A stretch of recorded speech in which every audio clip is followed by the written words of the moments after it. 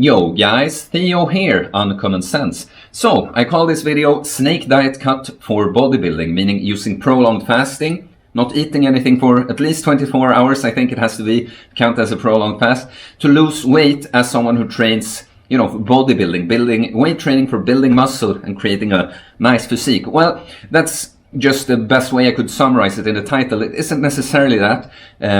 Bodybuilding has for sure been one of my goals with training, because train for health, but getting stronger and healthy is getting more muscular and good looking. There's a reason we find muscles good looking, but it's a cut for someone who trains a lot in the gym, some kind of weight training, in the gym, and wants to lose weight using prolonged fasting at not the fastest possible pace, but just not the fastest possible pace. So I'm going to tell you about how I cut recently, and I can tell you how I done it before.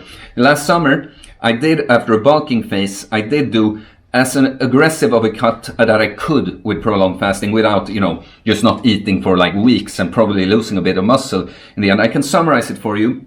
I did 72-hour fast to start off, I ate the next day and trained full body, fasted the day after that, ate and trained full body next day, fasted a day after that, fasted a day after that, ate and trained full body, and then I had cut so much that I started training and eating for a few days in a row before doing a 48-hour fast. And the goal then was to get very shredded very fast, just so to show how fast you can lose weight without losing muscle, but also get as shredded as possible for my 2-year transformation from when I started training. So this time, after that, then I don't want to be that lean, really. It looks cool in pictures, but if we're talking aesthetics, in clothes, as a natural being that lean, you kind of disappear. And you just get weaker. It's hard to maintain all your strength. So after this, I did the opposite. I put on more weight than I ever had. Because even fat, because you do get fat, you do get stronger even from putting on a little bit more fat. So I did that, and then when I went up to 86 kilos or so, and when I just started bulking, stopped bulking, stopped trying to gain weight, I naturally lost weight down to 84.5 kilos. This is when I started this cut. So the goal of this cut was to be able to train more often, like more days in a row, because if you do the chained fasts, it's hard. If you train too hard, train hard more often, because of course you can exercise when you don't eat, but if you break down muscle and don't have anything, you don't eat to rebuild it, you're gonna, maybe not feel so good, but also you have to dip into the only storage of protein you have in your body, which is the muscle mass you're already carrying. So yes, I wanted to cut weight, but the tempo wasn't an issue, and I wanted to train more. Oh, and obviously I completely forgot to say this very important part, that obviously, when I'm eating throughout the week with a fast at the end of the week, I eat like a horse. And that's what I love about cutting with prolonged fasting. When you eat, you can eat. You don't even have to think about it. You just eat nice, clean food as much as you feel like. And then the prolonged fast, a 48, 72-hour fast, still going to be a nice deficit. So I can't believe I forgot to say that, but obviously, I enjoyed myself eating at least 3,000 calories, which is my maintenance calories, every day, probably more most days. So very important, have to get that in there. So I started off with a 72-hour fast, snake juice fast, saltwater fast. My Easter fast, you can go back and watch videos. I put out videos from every day.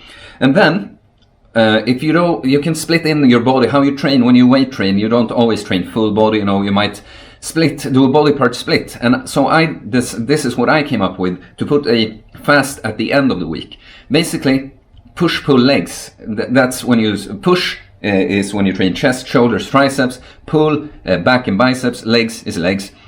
So I did that, push-pull legs, Monday, Tuesday, Wednesday. Then on Thursday, I trained upper body, the whole upper body, but a light workout.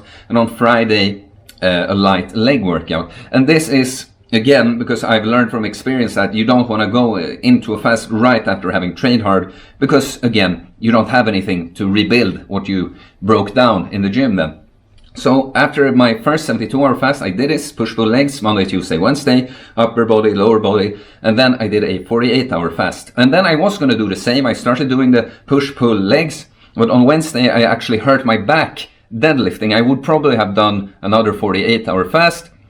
But since I hurt my back and couldn't train for a few days there, I just took the opportunity and did another 72-hour fast. And to be honest, I started cutting at 84.5 kilos, and I had put like 80 kilos as my goal weight, but it's not about the number for me, it's about the feel. I wanted to feel a little lighter, you know, putting on weight. It's cool for doing squats and deadlifts and stuff, but if doing like pull-ups and stuff that I also like to do, you feel very heavy. So I wanted to end up somewhere in between. The heaviest I was on my strength block and the lightest I was when I just tried to get very shredded, somewhere in between.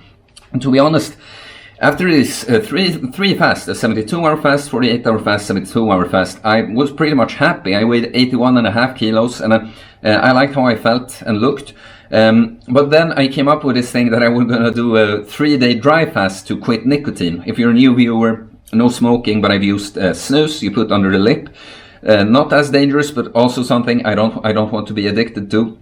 But then, you know, realizing I'm already quite happy, and I had to do it not. So after doing these 3 first fasts at the end of the week, I couldn't do it on the 4th week because I was working and stuff, you know, dry fasting and working, it's just a little intense.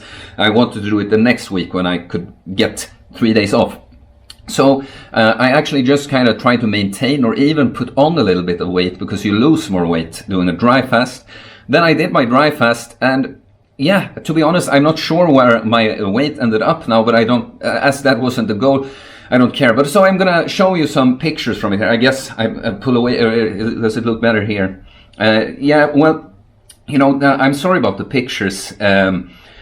I weigh some in the after pictures. I weigh somewhere about 80 to 81.5 kilos, and you know, it's a shame with these pictures, because I remembered to take the before pictures right before I had to leave for Gotland, where I went to do my fast, and so I had to take them where the light is not flattering at all.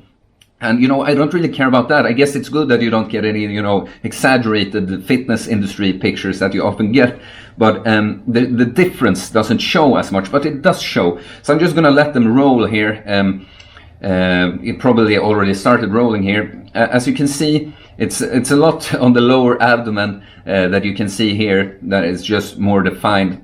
I think you can see on the back pictures, even in this shit lighting, you know, it's lighting right at me. The best lighting is down lighting, you know. But you can see the back looks more defined on the flex picture. You can't see much on the unflexed picture, and you can see both on the front picture, both on the relaxed and flexed picture, that I did lose a bunch of weight on the lower abdomen. But yeah, not that it matters too much, but I want to stress that this is a minimum 3 kilo weight difference, and it look in the gym when you're in good lighting, like when you have a pump on, and maybe you're in the dumbbell section where there's usually good lighting, because you know the gyms, it's in their interest to make you look good. You like being there, you want to come back. There's a huge difference. Like what you can't see in this picture is how much more the veins are popping now. Just shoulders, the roundness of them is much more because there's just less fat here. Yeah, the shape of the arms. So yeah, I guess that's it. I just wanted to tell you how I did it and what I thought about it. This is how I teach usually. You know, I do something and I tell you how I did it and what my thought process was. So yeah.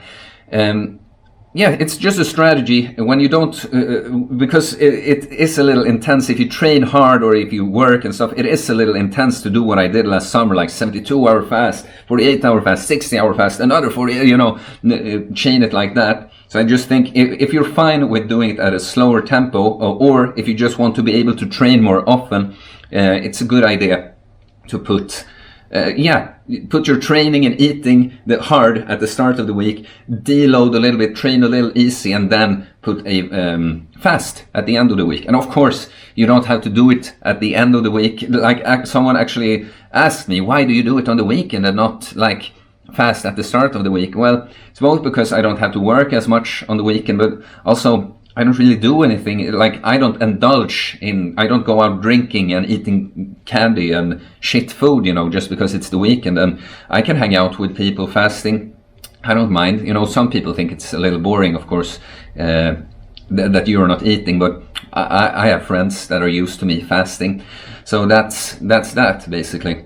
Yeah, I have a bunch of other subjects like related to this. And we're talking bodybuilding, like building muscle and fasting. I have kind of changed my view on that. Please let me know in the comments if these are things you'd like to hear more about. Yeah, different fasting routines for different goals. I'm going to look into. I've gotten questions about endurance training and fasting, and it's just not something I'm as acquainted with. So I'd have to think about that and look into it more. But please, leave a comment, say what you thought about this and related subjects you'd like to hear more about. If you liked the video, please like, please subscribe, and yeah, I'll see you later, guys. Peace.